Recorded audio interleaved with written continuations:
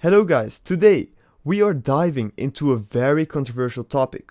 Why addiction, as you've been taught to understand, is fake. First of all, let's start with the definition of addiction.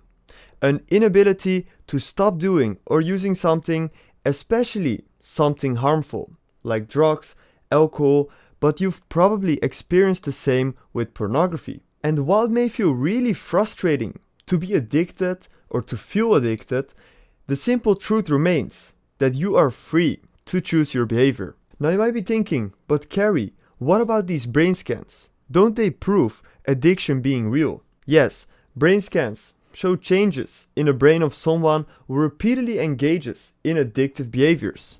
But here's the thing, those changes are the result of habit formation, not a proof of disease. In fact, there is no scientific evidence whatsoever that this can prove you being addicted.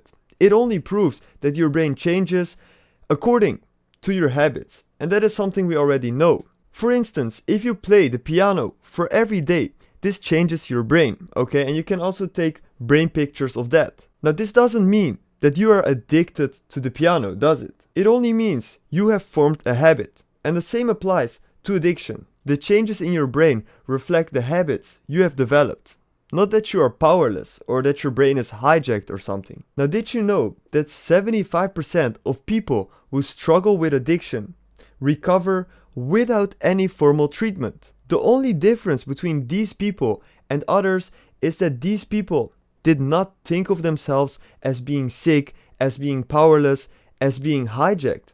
They just simply changed their habits. Now, what do you think has happened after we started adopting the addiction disease model? What the statistics and researchers tell us is that both binge rates and addiction rates increased dramatically. For example, the rate of alcohol use disorder in the United States has increased by 49.4% over the period that the addiction disease model became popular. So, if addiction isn't a disease and we are not powerless, what is the path to real freedom? It starts with understanding that you have control over your life and choices.